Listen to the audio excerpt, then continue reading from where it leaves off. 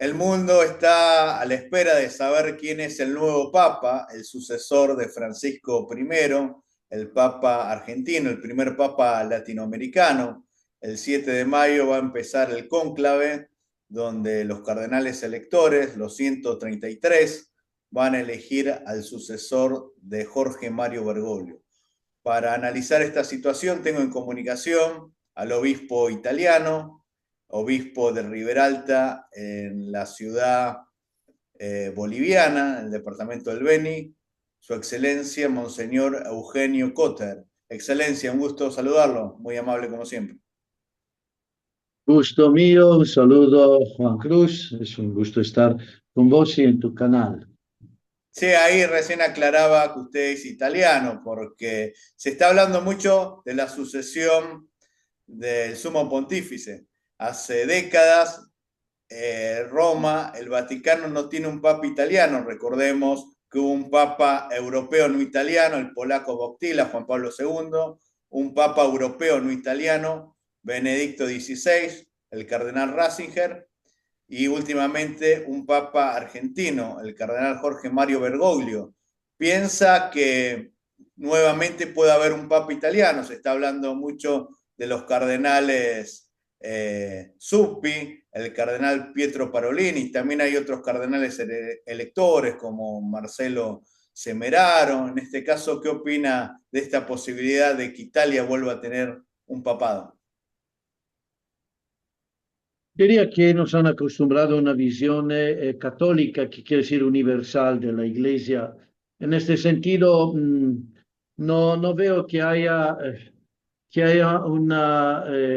una dificultad que el Papa no sea jurídicamente italiano. Bergoglio, argentino plenamente, descendiente de migrantes italianos, entonces con una cercanía cultural, pero no creo que haya mayores problemas en la Iglesia de Italia, que el Papa sea o no sea italiano. Al fin, el, eh, se subraya la universalidad de la Iglesia, y los últimos papas que no han sido directamente italianos, pero en todo caso, por el estudio en Roma, por la presencia en Italia, conocen la cultura de Europa y de Italia y se mueven en ella, se han movido en ella.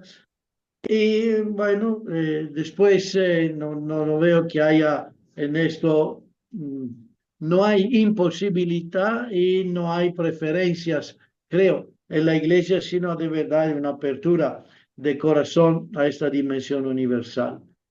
Que después haya candidatos, sí, puede que los nombres soplan, pero adivinar lo que quiere hacer el Espíritu Santo es siempre muy complicado, ya. Y por otro lado, todos saben que en Roma hay un refrán, que quien entra al conclave papa sale cardenal. Así es. Sí, incluso la posición que toma el Papa es de obispo de Roma, quizás por eso la costumbre de papas italianos. ¿Qué relación ve? Ninguna, en el sentido que todo papa históricamente y jurídicamente es obispo de Roma, y en este sentido no, pero no lo califica esto, no crea influencia o obligación de que sea por eso italiano. Lo ha estado Wojtyła, en el pasado lo han estado otros papas que no eran italianos. No ha habido en este sentido tampoco eh, una dificultad con Benedicto por no ser italiano. Eh, Más bien, proprio porque hay una cultura, hay en parte de los estudios para muchos obispos y cardinales, estudio hecho en Italia, hay no hay una lejanía del entender la cultura. Y por otro lado, cada vez más asistimos a un nivel cultural que supera el simple país, la simple nación. El proceso cultural de América Latina ya le define en un bloque como América Latina, que tiene su característica que lo diferencia de una América del Norte y de un mundo anglosajón.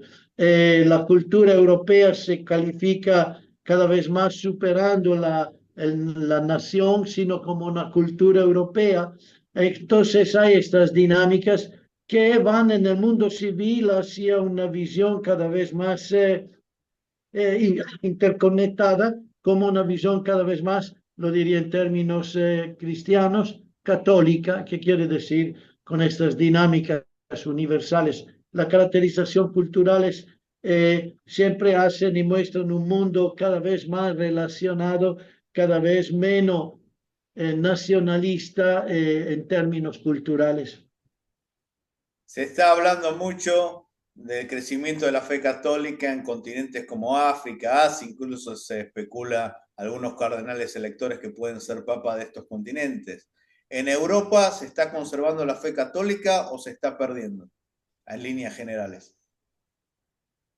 Bueno, yo vivo en América Latina desde 30 y pico años, entonces eh, sí, visito Europa, hay contactos. Seguramente la experiencia de América Latina a través del Papa Francisco ha aportado mucho al cristianismo europeo y los cambios que él ha generado con su visión han despertado aún más el camino de la Iglesia europea. Y esto creo que le ha hecho bien a la Europa y un papa que en este sentido fuera latinoamericano ha aportado mucho a la iglesia europea y ha puesto, ha despertado esperanza y mirada de esperanza en muchas personas en Europa hacia la iglesia católica proprio por la riqueza que esto aportaba.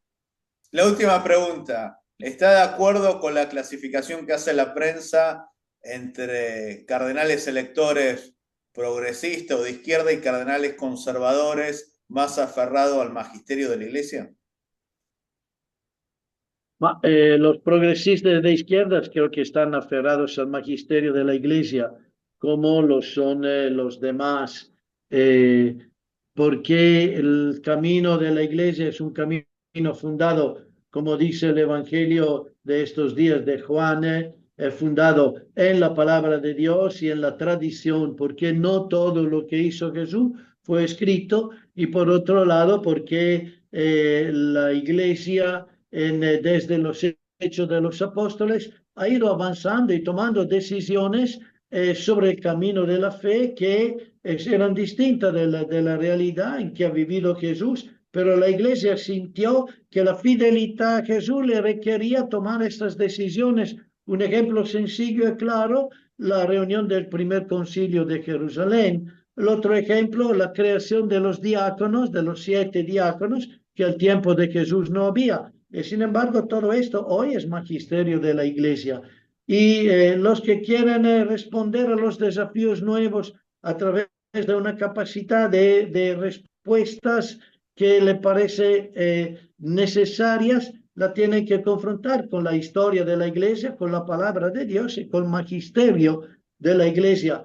Y en este sentido, yo veo que la división progresistas o conservadores es superada, y el mismo Papa Bergoglio ha invitado a que aprendamos de la tradición a responder a los temas y a los problemas de hoy día.